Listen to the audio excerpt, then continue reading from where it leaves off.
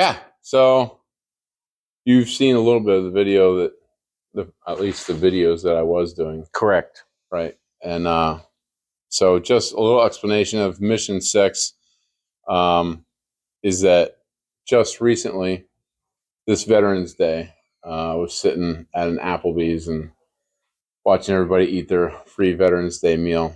And I thought, man, everybody's going to leave. And at least I'm not going to know what their story is. And I'm sure everybody's got a different story. So I scribbled down on a napkin 6 questions that just came to my mind and asked the neighbor, the couple next to me, if they'd be willing to do it. And they're like, yeah, that sounds like a great idea. So I just started working around the bar and got a few, and around the restaurant too, some older guys. And so I didn't have any idea of what I would call it or anything like that. And I thought, oh, 6 questions, military mission 6. Got your 6. Yeah, exactly. And so part of it is like to hear the everyday veteran story. Because we do hear a lot of those, like SEAL Team 6 or whatever. Like, we need to hear those. But just hearing the everyday veteran story, I think, is inspiring because it takes those millions of veterans and millions of service members to do what they're doing in order to have those amazing, rescue missions. Instead of that 1%. Right. That 1% couldn't do their job if the millions weren't doing it. And then the other side is, PTSD has been around since war has ever been around. We just recently started calling it PTSD. Mm-hmm. And so some people, their service time had them see some really horrible things, sometimes not so much, other stresses, and even first responders, policemen, firemen, they're also faced with trauma. And so sometimes I think, like, if the person is able to or whatever and express, stuff they're struggling with or have struggled with and how they're dealing with it, it helps others that would watch. Right. And that's kind of my main goal underneath all this. So anyway, with all that being said, thank you for coming all the way up from Orlando, right? Yes, sir. What is your name? Richard Templin. Richard Templin. And you go by Rick. Or Smoke. Or Smoke. Okay. I'll call you Rick. Or Smoke, or either one. So the first question, and these questions really are just to facilitate conversation. It's not just like, I'll probably lose track of what question I'm on and probably not ask some. But it's just to get, the story going. So firstly, like, explain or tell us the story of your life, like what, what your life looked like, growing up, what family life was like, maybe even like if there was any military family influence, all the way up until right before you decided to join. All right. Well, growing up as a young kid, my family, we had a lot of love in the family, but we did not have a lot of money. Mm-hmm. We made it by day after day, week after week, month after month. We had food in our stomachs, clothes on our back, and love in our house. My father was working 2 and 3 jobs at some points. And as I got older into my teenage years, he was not constantly gone, but 80% of the day and night he was gone, taking care of others so that we could take care of ourselves. I had an uncle that, from what I remember correctly, he enlisted in the Navy. This was, I think, just before or during Vietnam. Went to boot camp and got kicked out for whatever reason. So as far as lineage in the military, I would say no to my family, because other than an uncle that was in the Korean War from my mother's side, who unfortunately was shot and killed. The reason I joined the Army, I was a kid. I was a great golfer in high school. but I had no direction. All I wanted to do was what I wanted to do, not what uh, the average student was doing. Uh, I was a nonconformist, I guess is the best word to put it. Uh, I was a hellraiser. I was a partier, and as the only son with three sisters, uh, my sisters did everything in the house. I got to do whatever I wanted. You know, I could come and go as I pleased. Did not have to basically have any rules set to me personally, other than just be safe. Um, I come home one night. I was drunk.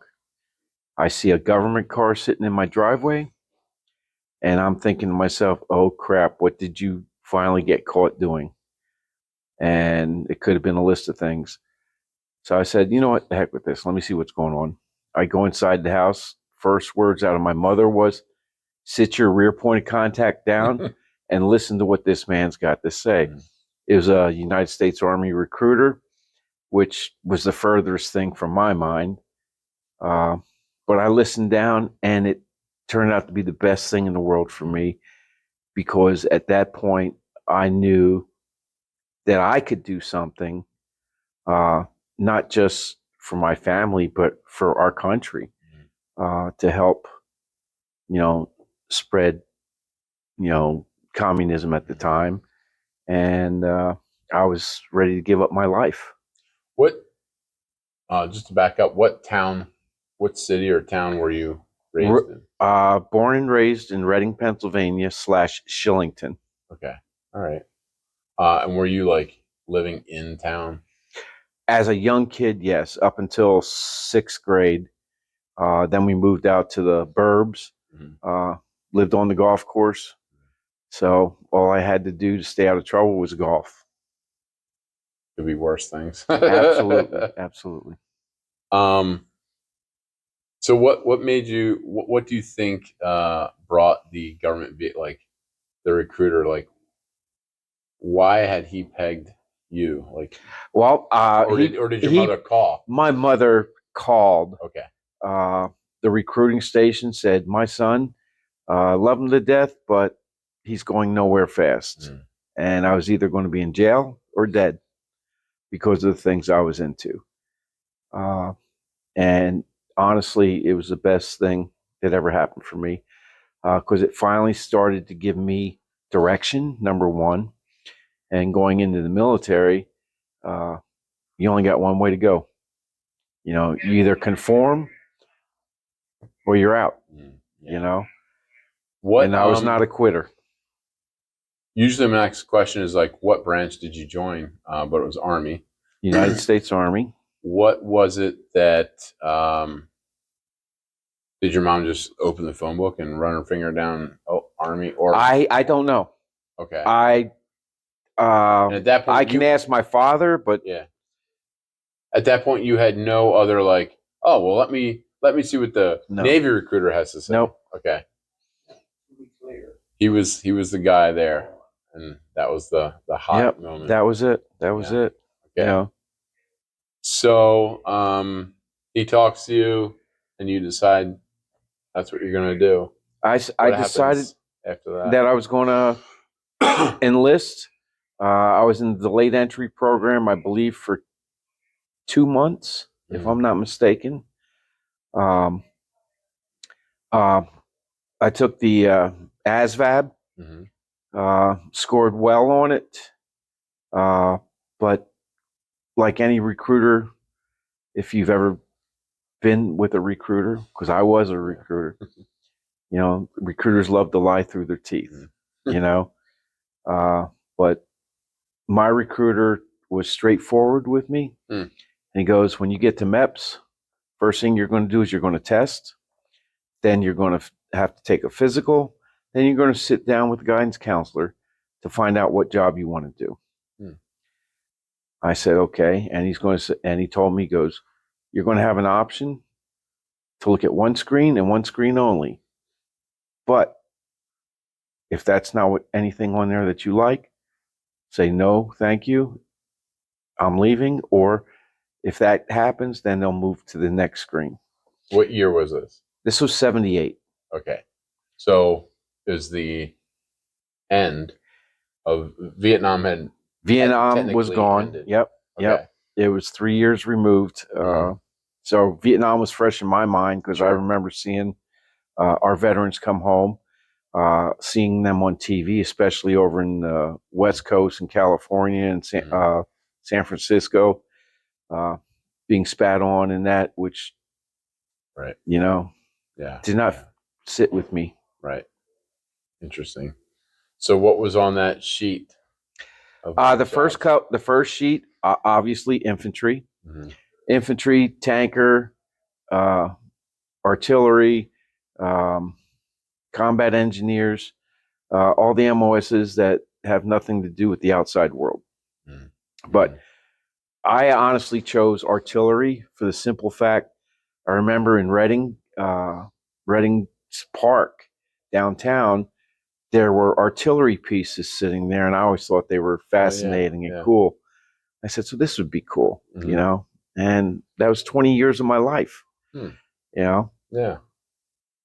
So that was on the first sheet. That was on the first sheet. Yeah. Yes. You said, I'll do that. I will do. This is what I want to do. But no real understanding of what that entailed? Correct. None. Yeah. Zero. I'm just going by pictures in my mind, Yeah.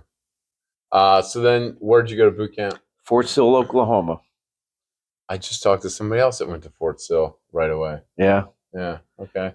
Yep. That's where I did my basic and advanced individual training. And it was, when I got there, it was hotter than bejeebies. And by the time I graduated, it was colder than I've ever been in my life. Wow. So what, talk me through like the steps after, like with your training, and then what your first duty station? Okay. Yeah. Get to Fort Sill, I had long hair. My hair was like a lion's mane. Yeah. Big fro, but long. Yeah. And you get there, you get the reception, but it was no drill sergeants at the time. It's just a sergeant, or somebody trying to be a sergeant. Yeah. Yeah. Just gathering all the new recruits up and putting us in this one building, 2-story sleeping quarters, basically. And, then we did with the uniforms, the medical indoctrination, the shots, then finally the haircut, the buzz cut, and then, the Army basic training taught us about drill and ceremony, learn how to march, learn how to salute, customs and courtesies, just basic soldiering, and then about the rifle with basic rifle marksmanship. Then the best part was the gas chamber, which I know quite a bit about. Yeah. And then from there, I went into advanced individual training, where we had a lot more slack. We're still new, but we're treated a little bit differently because in basic itself, you're just a recruit. You're just a recruit. Every minute was accounted for. I had a situation where we had a brigade command inspection, and my brigade commander in 06 walks in front of me. Private Templin, if you could change anything you could about the Army, what would it be? And I'm looking at my drill sergeant, and he's glaring at me. And I said, screw this. I'm going to tell it like it is. Sir, Private Templin requests that the Army gives us more time to eat breakfast, lunch, and dinner. That did not go good with my drill sergeant. No. So probably no answer would. no, none. But I was the type of person, to this day, I speak what's on my mind. Yeah. I hold nothing back, which is a curse, I guess, a positive and a negative. Yeah. get the advanced individual training, learn about artillery, how to set up our howitzer, how to load the gun, set it for initial direction and elevation. Learned about different charges, different ammunitions that we could fire out of the howitzer, and Yeah, basic that was the warfighting. start. Exactly, Yeah. exactly. My first duty station was in Butzbach, Germany, where I spent 2 years. And when I first got to Germany, I was one of those young and dumb soldiers, thought they could drink Germany dry. Yeah. So every night I had a rack. Time. I had a rack of beer in my room. So how was German beer? Oh, it's great. Good. It is good. They drink it room temperature or cold? Yes. Oh yeah. It depends. Okay. I mean, when I went out on the town, I drank it at room temperature, and then in my room, of course, cold. in the fridge. Yeah. But yeah, it was fun. So what was your role at your first duty station? My first duty station, I was advanced party. Okay. Which I would set. I had 2 aiming stakes, a TA312 telephone with a DR8 with WD1 wire that I'd run to the hookup line, so the whole firing battery could talk to one another. And I set up my howitzer for the initial direction of fire on whatever azimuth that we were told to. I'd go in there with my M2 compass, shoot my azimuth, put my stakes in, and wait for my howitzer to come back. And as our waiting for the howitzers to roll in, we would also do a sweep of the area to clear it from if there was any ambushes or soldiers. So being in Germany, this was like training. This was training. Yes, this was during the Cold War. Oh, okay. At the top of the Cold War. Right. Okay. Yeah. So we actually had direct assignment to the Fulda Gap, in case the East Germans and the Russians came through. No way. So yeah. And how long of a stint was that? That was for 2 years. Okay. All right. From there, I came back to Fort Sill, Oklahoma, basically doing the same thing, but I was a specialist, which is an E4. Okay. And I became the gunner, which I spun our azimuth counter, and traversed the howitzer to whatever we had to fire at. And I did that for maybe 6 months to a year, and then I became the section chief, got promoted to sergeant, and then staff sergeant. I made rank really quick. Okay. From there, I went to recruiting school up in Fort Bend Harrison, Indiana. Spent 2 years as a recruiter up in Baltimore, Maryland battalion, with duty in Winchester, Virginia, Front Royal, Virginia, and Martinsburg, West Virginia. So I was all over the map up in that area, which I loved because a lot of military history with the Civil War, Revolutionary War. Then I got promoted to E7, Sergeant First Class. And this is in 6 years and just a little bit under 7 years. Wow. In the Army. So I now become a gunnery sergeant, where I am responsible for all the advanced party, which at that time was 6 guns, and making sure that those soldiers had everything that they needed, equipment wise. And I went in, swept the area, gave the soldiers direction on which direction we're going. And during training exercises, our brigade and our division would throw in combative soldiers. Okay. So we had to fend them off. And, Yeah. you know, To back up in your recruiting time, is there anything like memorable as far as like kids you recruited that stands out, or a wild story that? my recruiting experience was probably the worst of any Oh, recruiter. really? Absolutely. Uh, I was the type of person, and I think I said it earlier, I call a spade a spade. And I tell you like it is. You know, if you're not willing to die for your country, I don't want you in my army. Mm-hmm. Uh, and then my battery commander, captain, he goes, "Why aren't you getting people in?" I said, "Sir, I'm doing everything that I was asked to do. Uh, I can't force people to join." Um, he goes, "Well, I'm going to have the recruiting uh, command from battalion come up and watch how you interview and this, that." They had no problems with how I did things. You know, Yeah. I would do cold house calls. I would go out to the mall where the kids like to hang out, talking to the kids. You know, Yeah.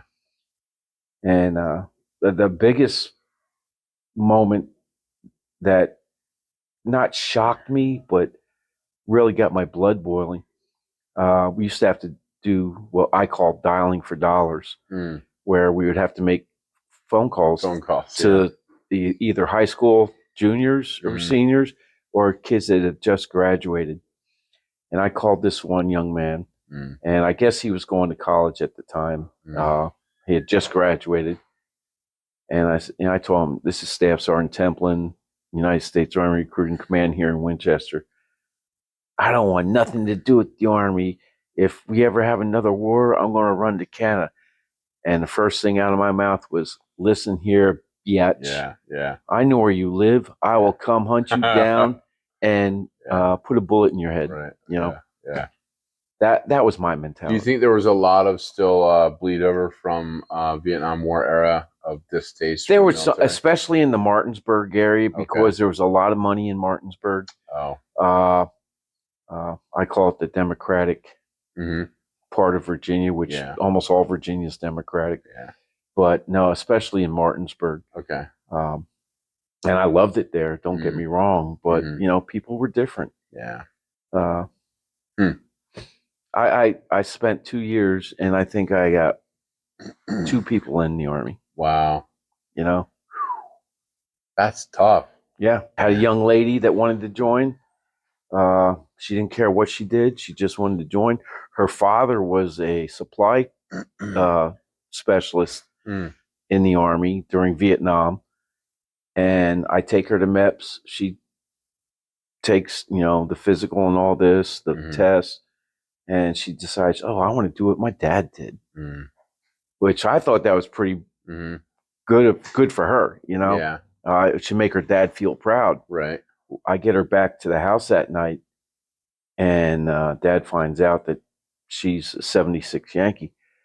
What the hell's going on? Oh. Why is my daughter doing what I did? Yeah. This is what she wanted to do. Yeah. She's not doing this. Ooh. I said, "Well, sir, unfortunately, you don't have any say in this. This is her decision." Yeah. You know, but she went. Wow. So I guess that's cool. Yeah. Did you ever hear, like, I guess, like, I still have a picture of my recruiter. Really? Yeah. And I've never contacted him. I have a picture of mine when I first enlisted, and like you, I've never contacted mine. Have you heard back from the 2 that enlisted? Recruiting? I did one. Okay. He came back from boot camp in AIT, and I think he was actually on leave from his first duty station in, I think it was Fort Riley, Kansas. Okay. And he came into the office. You know, I said, "Hey, how are things going for you?" Yeah. "Oh, sir, thank you very much." "Damn it, don't call me sir." Right. That's right. Yeah. But yeah. At that point, he's calling everybody sir, probably. Yeah. Okay, so after recruiter duty, what were you doing after that again? After that, I went to Greece. Oh, Uh, okay. and this is when artillery during my tenure in the Army had nuclear capabilities. Okay. We would launch. We didn't, but we could launch nuclear weapons at or greater than what we did for Hiroshima and Nagasaki. Okay. 13 to 15 miles. So we couldn't even fire them far enough to get out of its way. Mm-hmm. Fortunately, we never had to fire one. Mm-hmm. There was only one cannon fired artillery piece that ever was shot, and that was Atomic Annie back in 1950. I want to say 58. Don't quote me on that. Yeah. But yeah. How long were you in Greece for? I was in Greece for a year. Okay. Best kept secret in the world. Yeah. At the time. Better than Germany? Oh, yes. Yeah. Oh, yes. Yeah. The food must have been amazing. Food was great. And if you were single, it was great. Yeah. You know? Yeah. So what year was it then? That was 84. 84. Okay. 84 to 85. The only thing that was bad about it was the day I left from Philly on Thanksgiving Day, 1984, and landed in Greece Thanksgiving Day, 1984. Oh, wow. And I had a family. Yeah. And I said, I've never felt not homeless, but so bad not having my family around. Yeah. You know? So you were married with kids at that point? Yes. How many kids did you have at that? 84, I had one. Okay. Yeah. So a new family. That's hard. I just got married in 82, and my first son was born in 1983. Okay. And you were in Greece for a year, you said? I was in Greece for a year, unaccompanied. But like quarter of the way in, I brought my wife and wife then and my son over to Greece. Wow. So after Greece, you came home for another... After Greece, I came home. I was on the trail for 2 years. Okay. As a drill sergeant. Really? In Fort Sill. No way. And you did it all. I did it all. Yeah. Yeah. And I loved it. The only thing I didn't like about it was some new recruits. Yeah. I don't want to say have this complex of greater than thou, because I had to put my hands on one time, and did not turn out well for that individual or me. What was he doing that caused he jumped up on my desk. What? You know, and was going to kick my No what. way. Yeah. Wow. I grabbed his leg, pulled it out from under him, and just started doing what I had to do. Wow. Some crazy stuff happens in boot camp. Yes. People get to be at their wits' end and pushed beyond. I remember there was one kid, it was just in the first week or something, and we were standing in formation in our along our bunks, and he's like trying to whisper to me. He's like, Schwartz, they're out to get me. They're out to get me. And I was like moving away. You stay over there. And he was a little paranoid. Different child. Yeah. And he was gone within a week. But yeah, and then we had a couple fights. I remember that.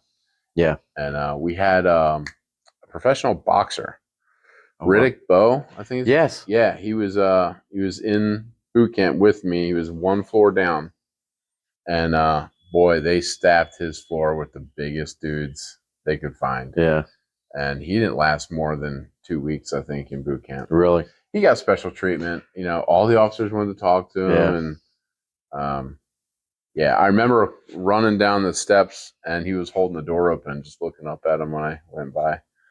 But and you're a big guy. He didn't last. Yeah. He just couldn't hold. He couldn't hack it. Yeah, they wouldn't let him do. I forget what martial art they were teaching us at that time, but it was basically hand-to-hand combat. They wouldn't let him do that, obviously, because he'd probably kill somebody. Right. Because it was like really close quarter boxing, you know. Yeah, that was neat. Yeah, pugil stick and Oh, that was fun. Um, okay, so you were at Greece for a year, Yep. came back, and what happens after that? Well, from there, like I said, I went on the trail as a drill sergeant. Right. Uh, How many years were you? just under 2 years. Okay. And from there, what happened? I went to Korea. Oh wow. Uh, the Korea, I had a hatred for Koreans, and I'm sorry to say that because shame on me. And it was because of my uncle being killed during the Korean War. Oh yeah. Yeah. You know, and so I got over there, and I was not the, how can I put it? I was not pleasant to be around. Yeah. Um, and but as I grew in Korea, I humbled myself, and it ended up being a great experience. Oh wow. Yeah. You know, because the Koreans that I was dealing with were not the same people Right. during the Korean War, and times were different. Right. Right. But at that point, when I knew I was going, I said, okay, this isn't going to work. Wow. There's going to be problems. So it was like a slow eye opening. It was. It was. Yeah. And Korea, most people don't know this to this day, is still classified as a wartime mission. Okay. Because all we have is the armistice. Right. You know, that's true. We have never closed out the declaration of war. Wow. So I did that for a year, and that, of course, was unaccompanied, and it was different because we had an ajima, which is a house mom. Okay. That every time we went to the field would clean up, make food for us. Wow. You know, especially for the senior enlisted. So I felt like a king. You know? Yeah. Yeah, I bet. So that's cool. And it's the coldest I've ever been in my life. Oh. The Korean Peninsula it's a wet cold that actually gets into your bones. Ugh. You know? Man. And still doing the same, like the artillery. Yep. Setting up. And well, let me back up a little bit. Okay. Greece, I was on a nuclear warhead site, and we had nuclear weapons. I will not tell you how many we had, but it was a different experience. Just knowing that the president could take his little satchel and say, "Poof, we're firing," you know, and then we'd have to build the weapons and. Wow. Then back to going from there to Korea, or once I got to Korea, I was in a little town called Sanyeri, which was right off of MSR1, which is like 2 clicks or 2 kilometers away from Freedom Bridge. Oh wow! Where it crosses into what's known as no man's land. And then we actually had the only live fire base during that time in the world for Americans. Okay. So we had to go up there every quarter and spend 45 days up there, taking our howitzers, moving and traversing and elevating. Oh wow! As the infantry were in the DMZ, you know, man. That's something. Are you when you're doing that? How many guys are you with? We had 6 at that time. We reverted to 2 firing batteries instead of just 1. So we had 2 4-gun platoons. Okay. And I had 98 to 105 soldiers under me. Okay. All right. And how long was that stint in Korea then? That was a year tour. Then I came back from there and taught at the Field Artillery Schoolhouse, nuclear weapons employment to the senior staff officers, 05s and above, and nuclear cannon assembly course to those that were going to these nuclear warhead sites. Mm. And I did that for, I think it was 2.5 years. Okay. Left there, went TDY to Turkey and to Italy for about 8 months, because CTAF, which was Southeastern Task Force, who those units were assigned to, we're going through some nuclear testing. Okay. And I'll leave it at that. Yeah. You know. So how many after that? Like how many more duty stations or deployments did you have? Well, how long were you in? I was in for 20 years. 20 years and 1 month. Okay. All right.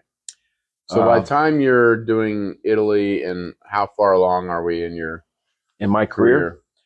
Probably 15, 16 years. All right. Went to, where did I go from there? I don't know how you keep it straight. Yeah, it's tough. Come back to Fort Sill again. I was up at the schoolhouse teaching again. And that's when I was with what the Army calls ANOC, which is Advanced Non-Commissioned Officer Course, for E7s, to teach them how to be gunnery sergeants and platoon sergeants. I did that for 2.5 years, and that leads me up to my 18th, going into my just before my 19th year. I get sent to Greece. I get sent to Korea again. Now I'm at Camp Casey as the platoon sergeant, just doing the same things I've been doing the last few years. But this time, instead of being on a self-propelled howitzer, I am now on a towed howitzer, the M1908, 155 millimeter. Wow. And if you ever touch pig iron in minus 20 degrees, 30 degrees, make sure you got gloves on, because your hands will stick to it. Come back, go through a divorce. I was just going to ask, like, how many kids do you have at this point? At this point, I had 3. Okay. And my oldest son was a bobblehead. He was on submarines. Oh, okay. Yeah, he did 6 years in the Navy. Wow. That was my oldest son. My middle son, or my youngest at the time, he is now in his 19th year in the Army. He's a CW4. No way. Chief Warrant Officer. Yep. He just got to Germany a week ago. So from Korea. Wow. Been there, done that, right? Yeah. And I have a daughter that's a school teacher here in the Philly area.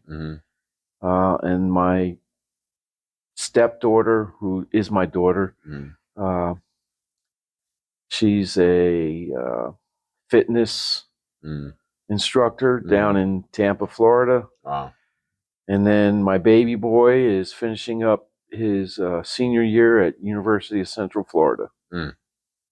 That's cool. So, yeah. The Army made me, I say the Army, my mom made me what I am today. You know, because if it weren't for her pushing me, like I said, I would either be in jail or dead. Because those were the people I hung out with, you know.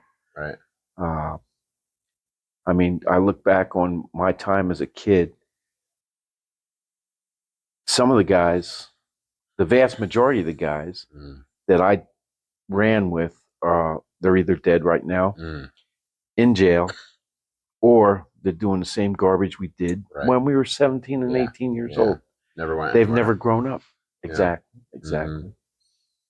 But now, my last year. Uh, Yeah. So you went through a divorce, and then went through a divorce. I actually got custody of my kids. But when I was going to Korea, the judge would not allow me, and the government would not allow me to take them. So I was going to send my children up to my mom and dad here in Pennsylvania. But my ex got temporary custody while I was overseas. Anyway, I had a house in Fort Sill or in Oklahoma, and that's where my kids were with my ex-wife. Right. I'm thinking I'm coming back to Oklahoma, and they send me, or the government Army sends me to Fort Hood, Texas. Oh no. Yeah, and this is my 19th, little over 19 years, and I just recently remarried to the most beautiful woman in the world, and I take her. She's a Miami Beach girl, so she's a city girl, you know, and she's Cuban. Yeah. And I send her to I bring her to Texas with me, and 2 weeks, not even a month later, my unit's on rotation for a National Training Center out in Fort Irwin. Yeah. So my wife, they were having a briefing with all the wives, my battalion commander, and my wife asked my battalion commander, "Why does my husband have to go?" And then my battalion commander, being who he was, goes, "Ma'am, if the Army wanted your husband to have a wife, we would have given him one." Yes. That's right. Yes. General issue. Yep. That's funny. And then she got lost out in the impact area. Oh no. She was trying to find the commissary and driving around and went over the cattle guards. Yeah. And she's in the impact area, so they had to shut down the firing range, and the MPs had to escort her out. Oh my goodness! But that's when I said, you know what, it's time for me to move on, do something different. But it made me who I am. Yeah, you know, and cannot take that away. No matter, I mean, I had good times, I had bad times. Yeah. But it's like anything in life. Yeah. However you want it to be, that's how it's going to be. If you have a negative outlook, that's what you're going to have. You know, if it's positive, you're going to be positive. Yeah. You know, so you got to make the best of it. It's not for everybody. It's probably harder for people. It seems to be who've been in the Army or military for many years, but I usually ask, like, out of your time there, what was the most memorable moment, whether positive or negative, in the military? Oh wow. Maybe it's, I would have to say being in recruiting command was both sides of the spectrum. Okay. You know, I felt like I wasn't doing my duty, bringing people into the Army, and I was trying my best. And I mean, I was there Saturdays, sometimes Sundays. You know, trying to speak to people, and to the point where, am I going nuts because I can't get anybody in? And it started playing on me. Okay. You know? Yeah. And PTSD comes in different forms. Sure. And I used to stress out. Yeah. Every morning when I woke up. When I was going to sleep, I was stressing. Yeah. Yeah. Why can't I? Why am I not doing this? Yeah. You know? How do you think you got through that? Like, what, or just leaving that command? No.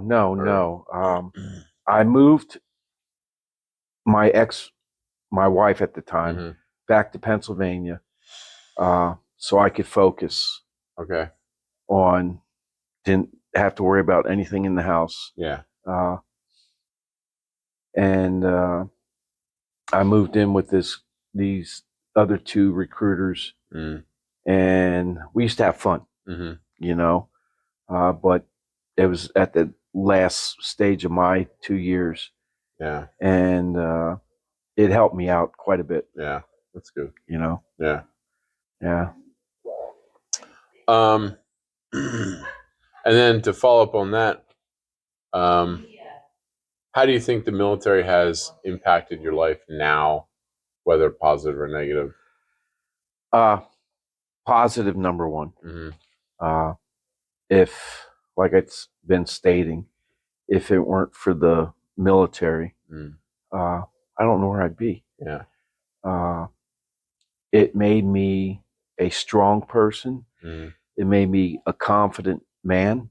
Mm. Um, and it made me deal with things throughout my career that could have gone anyway, Mm. you know? Mm-hmm. And that's why I think the way I do now. Mm-hmm. Uh, sometimes people tell me that, I'm too abrupt. Mm. I said, well, one of the things Uncle Sam taught me was it's either you or them. Well, what do you mean by that? Well, my life or your life, Mm-hmm. Yeah. you know? Yeah. Uh, so I say what's on my mind. Mm-hmm. I hold nothing back. Mm-hmm. Um, Mm. and it's just, today's military, totally different. Because now we got the plastic cards, Yes, I've heard about that. stress cards, Yeah. you know? Yeah. I've never seen them, but I've heard Yeah. about them. And in what ways, if maybe you don't have any, but would you say was a negative impact on your life now that you've had to work through? Or I think the biggest impact for me personally was not being able to be there for my kids mm, uh, when I was mm, overseas. mm, Because I was never stationed, or I never had a assignment overseas that I was allowed to bring my family. mm, Um, yeah, and I'm talking a year at a yeah, time yeah, away from your family. mm, So, uh, mm, you're doing for your country, but yet yeah, what's your country doing for you? yeah, yeah, You know, mm. Yeah. It's interesting because I mean, you were telling us how your father was always my father was gone always gone working. working. Yeah, Yep. trying to make ends meet for us. And then you I'm also doing the same thing. working. Yeah, Yeah, yeah. that's interesting. So I guess I followed in your footsteps. I followed in your footsteps. Sort of. Strong work ethic. Yes, yes, yes. um, so I usually would say like, and I think I know the answer is, are you glad you joined? And I think it'd be a resounding Absolutely, yes. Yep. absolutely. So then a follow up to that is, and it's the last question is, if a young person, 18, 17, 18 years old would come to you and they're thinking about maybe joining the military, what advice would you give them? Well, first thing I would do is I would talk to the young man or woman, and I try and find out about them and their family dynamics. Mm, Uh, do they have a quote unquote pot to piss in? mm, You know, mm, uh, are they a silver spoon fed kid or right. somebody that's digging it out every day? Yeah. Uh, and I'd ask them, what do you want for you? Mm, You know, because at the bottom line is this: it's you and your unit. If mm, you join the military, mm, or in the civilian sector, it's you or your daily job. mm, You know, you want to be flipping burgers, or you going to be engineer. mm, Uh, I would want to find out about the kid first. If they want adventure, go airborne. mm, yeah. You Yeah. know, uh, but no, I would tell the kids to do whatever was in their heart. I would Mm, not push anybody to join any branch of military if they didn't have a mm, need to or want to, mm, you know. mm, mm. So it's we're all created differently. Mm-hmm. We all come from different avenues, Mm-hmm.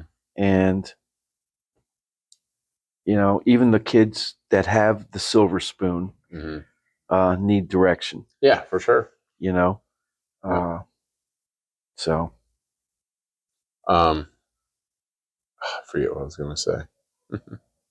um, yeah. So any other thoughts or things you wanted to share about? Oh no, that's what I was going to ask. Is do you still keep in touch with anyone that you served with through your not 20 years? not with anyone. I lie. I have Facebook with two guys in my first duty station from Germany that we still keep in contact with. Yeah. But yeah, I mean, they're in different parts of the world, and I got one in Texas. The other one's actually up here in Philly, but Oh wow. He's hard to get a hold of. Mm-hmm. But I've got my military mission with my museum now. So yeah, I was going to follow up and ask about that. So you're in Florida now, right? I am in, yes, sir, Orlando, Florida. And you started a museum. I did not start it. Okay. It's been around for 34 years, 33 years.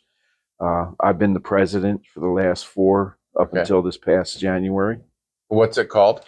It's called we go under 3 different names. The one that everybody likes to use is the Bunker. Mm-hmm. Our technical name is the Corporal Larry E. Smedley National Vietnam War Museum. Okay. And we also are known as the Vietnam and All Veterans of Central Florida. Okay. I'll put a link. So if you want to Google. Yeah, or I can put a link in the comments area too. So. Orlando Bunker at AOL.com. Nice. AOL, is that still a thing? I still have an AOL account. Yes. I can't believe it still works. Yeah, I know, right? But yeah. But I do that. I do volunteering at the VA, taking veterans around or telling them where their appointments are at. Yeah, nice. Just good. No Veteran Dies Alone program. I sit with veterans that are in hospice care. Is that like a nationwide program, or is they just started it 2 years ago? Okay. So it's still. I don't want to say it's still in the development stage, but yes, it is nationwide. Okay. If your VA has a hospice center, there's veterans passing away that don't have anybody with them. Right. And I decided to do this for the simple fact, if I didn't have anybody with me, right, I would want somebody with me. Yeah. Yeah, that's cool. At least to be able to talk to me, even though maybe I cannot communicate. Yeah. But somebody there that is thinking of me. Yeah, for sure. What was your rank when you got out? I retired as Sergeant First Class. Sure. I call it died on the vine. As an E7. I spent almost 14 years as an E7. Okay, yeah. Did you hold a record, or? I probably. Who knows? Who knows? I don't know. Yeah, that's good. But and you're a part of a motorcycle club too. I am. What's that about? We're called the Bunker Riders. Okay. So it's associated with the museum. It is associated with the museum, and our main purpose is to do for veterans that can't do for themselves. We have a few different rides every year. Our biggest ride is the breast cancer awareness that we hold. Every dime that we get goes to the VA in Orlando for the Women's Center. Do you have to dress up in pink for that? We do. Oh, you do? Yeah, wear pink T-shirts. Pink T-shirts. Yeah. Yes. That's cool. And sometimes we'll color our hair pink. No shame. Yeah, that's awesome. Yeah, that's cool. The last few months or this past year, I've built. I personally have helped build to ramps Oh, okay. for Sure. non-vets that can't get around Right. easily any longer Mm. to get in and out of their houses. Mhm. The last one I just did, I think it was in August. Mm. Unfortunately, that veteran just passed away. Mm. So, Mhm. but at least he had a little time with it, Right. you know? Right. Made his life a little bit easier. Yeah. It's all about giving back, Yeah, for sure. you know, whether it's a military veteran or a Mhm. civilian, you know, that to me is what life is all about, giving back to your community. Yeah. Yeah. You know, That's important. Yeah. And in today's world, there's so much focus on me and self. me. Yes, yes. What can I get? Right. It's, you know, it's one of the things I've seen. You know, I'm 66, Mm. and these kids today, Mhm. not all of them, but the vast majority, Mhm. in my opinion, they don't respect themselves. Yeah. So how can they respect anybody else? Right. Right. You know, And you see it everywhere in sports too. I mean, Yeah. just high school sports. I see it. My kids are in basketball, and um, refs give direction. Some refs like you have to have your jersey tucked in, and just the defiance. Yes, You know, yeah. it's like the ref said it, you do it. Yeah, You know? yeah. But yeah. There's no discipline any Mhm. longer. What you and I were brought up with, Yeah. you know. I had also one of my original interviews was an older guy.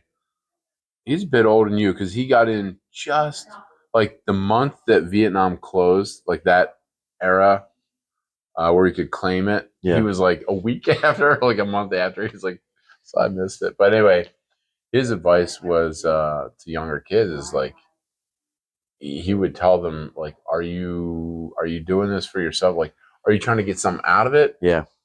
Yeah. Because if so, don't do it. Yeah, come because you want to put something into it. Yep. Serve your country. Kind of like That's why it's called service. Kind of like President Kennedy's statement. You Yes. know, ask not what you Yep. can do for your country, but what your country can do for you, and reverse it. You know. Yep.